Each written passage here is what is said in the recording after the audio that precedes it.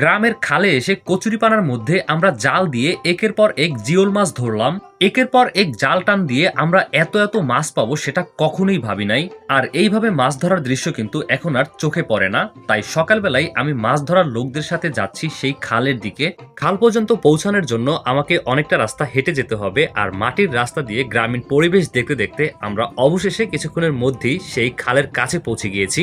দেরি না করে সবাই জাল নিয়ে প্রস্তুত হয়ে গিয়েছে মাছ ধরার জন্য। আর এই জালটা কিন্তু অনেক বড়, যেটাকে টান দিয়ে কচুরিপানার মধ্যে থেকে মাছ উঠানো হবে। আর দেখতে পাচ্ছেন সবাই এখন পানির মধ্যে নেমে যাচ্ছে, আর আমরা সেটাই আপনাদেরকে দেখাবো কিভাবে আমরা এই মাছগুলো ধরছি। তাই শুরুতেই দেখতে পেলাম জালটাকে দুই পাশ থেকে দুই গ্রুপে টেনে নিয়ে চলে যাচ্ছে পাড়ের দিকে, আর মাঝখানে কিন্তু রয়েছে কচুরিপানা। এই কচুরিপানা সহকারেই তারা জালটাকে তুলবে, আর তারপরে কি মাছ উঠে সেটাই আমরা কিন্তু এখন দেখব।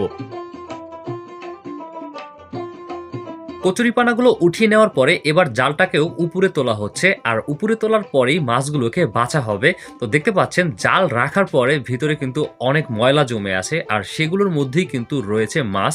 আর এইগুলো আমাদের দেশি মাছ, যেগুলো হচ্ছে বিলে, খালে এবং হচ্ছে পুকুরে পাওয়া যায়। তো সেটাই দেখতে পাচ্ছেন একের পর এক মাছ বাছা হচ্ছে, আর এর সাথে অনেকগুলো মাছই উঠেছে। যদিও একটা নয়, তারা অনেকগুলো টান দিবে। সেক্ষেত্রে হচ্ছে এখন তো শুরু হয়েছে, আমরা আরো অনেক কিছু দেখাবো আপনাদেরকে। বন্ধুরা দেখতে পাচ্ছেন একটি শোল মাছ উঠে গিয়েছে, আর এই মাছগুলো কিন্তু এখন আর আগের মতো পাওয়া যায় না। তবে এই জিওল মাছে ভাই সেই পরিমাণ স্বাদ রয়েছে কিন্তু। আর দেখতে পাচ্ছেন একের পর এক আমরা শোল মাছ পেয়েছি, আর এটা বেশ আনন্দ লাগতেছে। আর এইভাবে মাছ ধরার বিষয়ে আমি কিন্তু এই প্রথমবার তুলে ধরেছি, এর আগে কখনই এই পদ্ধতি আমি দেখিনি। এবার জালটাকে আবার প্রস্তুত করা হচ্ছে ভিন্ন একটি স্থানে মাছ ধরার জন্য। তো সেক্ষেত্রে আমরা জায়গাও পরিবর্তন করব। এখন আপনি বলতে পারেন যে ভাই আপনি তো মাছ ধরেন নাই। আসলে আমি একটা জিনিস কিন্তু ভিডিওতে দেখাতে পারি নাই, সেটা হচ্ছে এই জালের সাথে কিন্তু কচুরিপানার মধ্যে সাপও উঠে থাকে।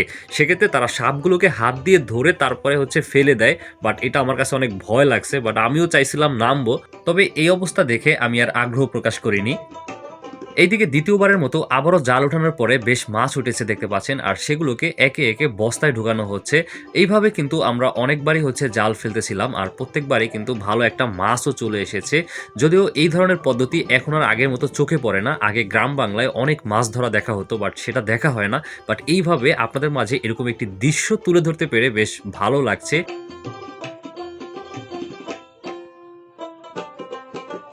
এবার আমরা আবারও শোল মাছ পেয়ে গেলাম। আসলে এতটা কষ্ট করার পরে যখন মাছ পাওয়া যায়, তাও বড় মাছ, তখন অনেক ভালো লাগে। দেখতে পাচ্ছেন আমি অনেক খুশি হয়ে গিয়েছি। এরই মধ্যে দেখতে পেলাম খালের মধ্যে থেকে একটি হাগরা উঠিয়েছে। আসলে এটাকে ভোলার ভাষায় হাগরা বলে। তো আপনাদের জেলায় কি বলে সেটা অবশ্যই জানাবেন। এটার মধ্যেও কিন্তু মাছ থাকে, তো আমরা দেখব সেখানে কি মাছ রয়েছে। এখানে ছোট ছোট কই মাছ আর দুই একটা টাকি মাছ ছিল, বাট বেশি একটা মাছ ছিল না। যেহেতু জাল টানা হয়েছে সেক্ষেত্রে তারা বুঝতে পেরে চলে যেতে পারে। তো এখানে আমরা বেশি একটা মাছ পাইনি। তো তারপরে আর সময় নষ্ট না করে আবারও খালে নেমে গিয়ে দেখতে পাচ্ছেন কচুরিপানার মধ্যেই আবারও বেড় দেওয়া হয়েছে।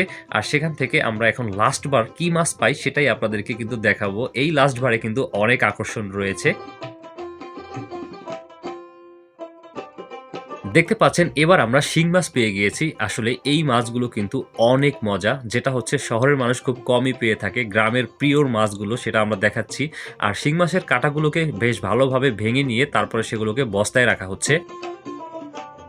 এবার কিছুক্ষণ পরে আরো একটি শোল মাছ পাওয়া গেল। আমি একটু হাতে নিয়ে আপনাদেরকে দেখাচ্ছি। যদিও বেশি একটা বড় ছিল না। আসলে বড় মাছগুলো মাটির মধ্যে ঢুকে থাকে, সেক্ষেত্রে সেগুলো ধরা খুব টাফ হয়ে যায়। বাট যেগুলো একটু মাঝারি সাইজের রয়েছে সেগুলোই কিন্তু বেশিরভাগ জালে ধরা পড়ে।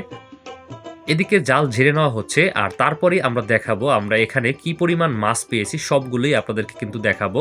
তো জাল ঝেড়ে নেওয়ার পরে অলরেডি আমরা একটা বাসায় চলে এসেছি। এখানে উঠানের মধ্যে আমরা এখন মাছগুলোকে ঢেলে দিব, যে কি পরিমাণ মাছ রয়েছে সেটা দেখানোর জন্য। ফাইনালি বস্তা খোলার পরে আমরা মাছগুলোকে ঢেলে দিলাম, আর আলহামদুলিল্লাহ অনেক মাছ ছিল এখানে।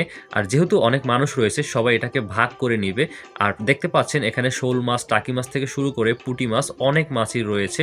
আর সবগুলোই কিন্তু ভাই একদম পিওর, ভাই একদম দেখতে পাচ্ছেন লাফাচ্ছে।